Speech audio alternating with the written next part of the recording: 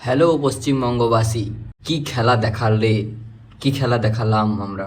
এই যে পশ্চিমবঙ্গের ভোট আর তার রেজাল্ট, যারা প্রার্থী ছিল তারাও এতটা আশা করতে পারেনি। ইভেন যে দল জিতেছে বিজেপি, সেও হয়তো এতটা আশা করতে পারেনি যে জিতবে, এটা জানা ছিল। বাট এতটা মার্জিনে বা এতটা ডিফারেন্সে জিতবে সেটা কেউই আশাও হয়তো করেনি, যারা জিতেছে বা যারা হেরেছে। ঠিক আছে, তো এবার এরপর প্রথমেই যারা জিতেছে অর্থাৎ বিজেপি, তাদের অভিনন্দন, শুভেচ্ছা। যারা হেরেছে তাদের হারাটা প্রয়োজন ছিল, অর্থাৎ বদলানো প্রয়োজন ছিল। এবার আমি পার্সোনালি সিপিআইএম সমর্থক, আমি পার্সোনালি বামপন্থী। বাট ওটা বাদ দিয়ে, আমার পলিটিক্যাল ভিউটা বাদ দিয়ে যদি আমি বলি, তাহলে পাল্টানো প্রয়োজন ছিল, অবশ্যই পাল্টানো প্রয়োজন ছিল। কারণ যা যা কিছু ঘটে আসছিল পশ্চিমবঙ্গে, সেগুলো না সাধারণ মানুষের জন্য ঠিক, শুধুমাত্র পলিটিক্যাল আখের গোছানো ছাড়া আর কিছুই নয়। এতে হতে পারে কোথাও কিছু চুরি করে করে নিই, অথবা হতে পারে কিছু বড় কিছু করে সেটাকে ধামাচাপা দিয়ে দিই।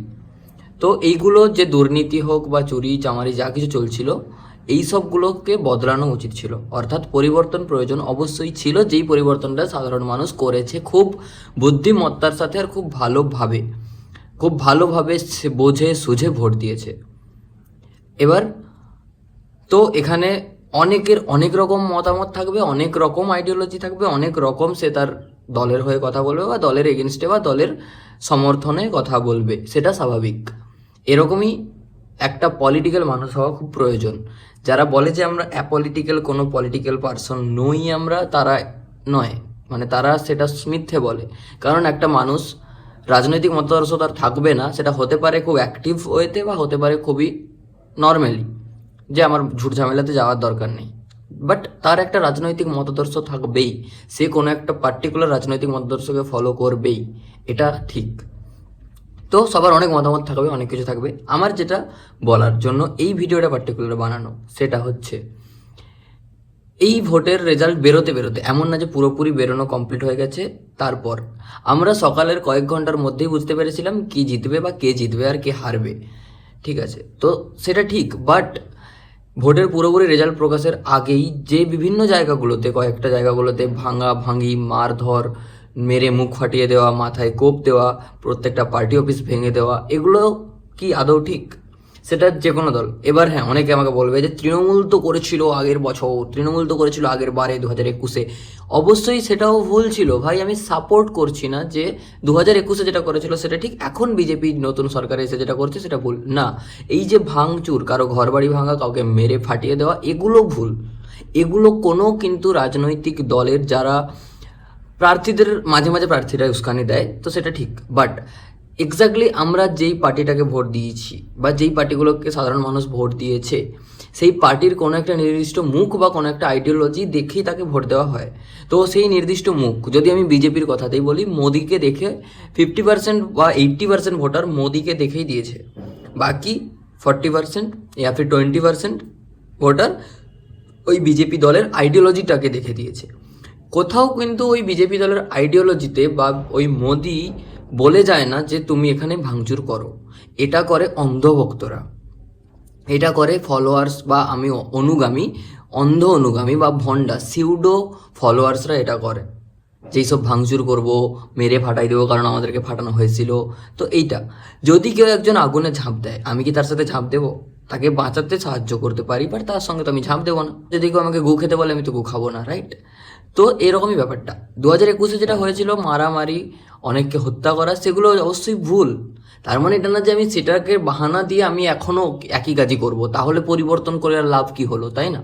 পরিবর্তন তো শান্তিতে থাকা, আলটিমেটলি আমাদের সুস্থ সুন্দর একটা থাকা, খাদ্য বস্ত্র বাসস্থান, তাই না? আর এই খাদ্য বস্ত্র বাসস্থান সুরক্ষিত রাখার জন্য একটা কাজ, এটাই তো নর্মাল মানুষের একটা ফান্ডা। সেই ফান্ডার জন্যই তো, সেই ফান্ডাটা যাতে ক্লিয়ার থাকে এবং সুস্পষ্ট থাকে, তার জন্যই ভোট দেওয়া এবং ভোট দেওয়া পরিবর্তন আনা। তো সেখানে তো পরিবর্তন আমি কয়েক ঘন্টার মধ্যে দেখতে পেলাম না, 1 নম্বর। কারণ সেই একই রকমই মারামারি হচ্ছে, হয়তো সংখ্যাটা কম, বাট একদম বিলুপ্ত তো নয়। মারামারি হচ্ছে, ঘরবাড়ি ভাঙা হচ্ছে, বুলডোজার চালিয়ে দেওয়া হচ্ছে কোথাও কোথাও, যেইগুলো খবরগুলো হয়তো মিডিয়ারা এখন দেখাবে না, কিন্তু যখন ডিবেটে বসবে তখন দেখাবে, কারণ তাদের টিআরপি বাড়াতে লাগবে। এই সব ক্ষেত্রে একটা ব্যাপার আছে পুলিশের। পুলিশ কিন্তু পুরো ইনঅ্যাক্টিভ হয়ে গেছে। মানে পুলিশ না মমতার না বিজেপির না কারোর না, ঠিক আছে? তো পুলিশ কেমন একটা নীরব দর্শক যেমন থাকতো তেমনই আছে, বাট একটু অতিরিক্ত নীরব হয়ে গেছে। মানে অ্যাটলিস্ট মেরে ফেরে ফাটিয়ে দেওয়ার পরে অন্তত পুলিশ আসছে না। একদল মারছে, তার নিজের যাকে মারছে সেই দলই তাকে হসপিটালে নিয়ে যাচ্ছে, পুলিশ এখানে লাঠি ধরে বেশ নীরব দর্শক। মানে ঘুম পেয়েছে কিন্তু আমি যাত্রা দেখবো, এরকম একটা ব্যাপার করছে পুলিশ। যাই হোক, তো এগুলো আশা করি চেঞ্জ হবে। এবার যেহেতু পরিবর্তন হলো, পশ্চিমবঙ্গের একটা 15 বছরের রাজত্ব ছিল একটা দলের, সেই দল থেকে অন্য দলের পরিবর্তন হয়েছে। তো আশা রাখবো যেই কথাগুলো, যেই প্রতিশ্রুতিগুলো দিয়ে ভোট নেওয়া হয়েছিল, সেই প্রতিশ্রুতিগুলো যথাযথভাবে পালন হোক। সমস্ত যে দুর্নীতিগুলো বন্ধ ফাইলে ছিল সেগুলো খোলা হোক এবং সেই দুর্নীতিগুলোর যথাযথ বিচার হোক। সেই সমস্ত শিক্ষকদের আবার শিক্ষকতা ফিরে পাক, যাদের শিক্ষকতাটা ঠিক অকারণে চলে গেছিল সিস্টেমের ভুলের জন্য, তারা আবার যেন তাদের শিক্ষকতার জায়গা যথাযথ সম্মানের সাথে ফেরত পায়। যেই সমস্ত স্কুলগুলো বন্ধ হয়ে গেছিলো সেই সমস্ত স্কুলগুলো যেন সত্যিকারের খোলা হয়। ওখানে ওই স্কুলগুলোর ভেতর থেকে সরকার যেন নিজ দায়িত্বে বিয়ার বোতলগুলো পরিষ্কার করে সেখানে স্টুডেন্টদের পড়ার জন্য যথাযথ একটা পরিবেশ গড়ে তোলে।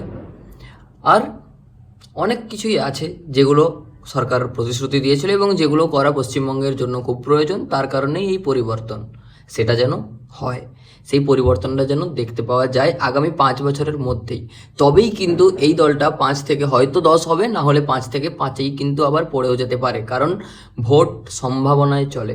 আর সাধারণ মানুষের এইবারের ভোটের যে প্রবণতা দেখে এটুকু আমি বুঝতেই পারছি, বা আমি বুঝতে পারছি এটা যে সাধারণ মানুষ চাইলেই 5 বছর ট্রায়াল ফেজের পরে কিন্তু চেঞ্জ করে দিতে পারেই। তো চেঞ্জ করে দিতেও পারে, খুবই চান্স, নাও পারে। তার জন্য যেই প্রতিশ্রুতিগুলো থাকে সেই প্রতিশ্রুতি যেন পূরণ হয়, ইনক্লুডিং ওই 3,000 টাকাটাও, যেটা অন্যান্য রাজ্যে বলার পরেও হয়নি, সেটা যেন পশ্চিমবঙ্গে হয়ে যায়। নাহলে কিন্তু পশ্চিমবঙ্গের মানুষ তো 1,500 পাবে পাবে বলেই ব্যাপারটা 15 বছর চলছিল।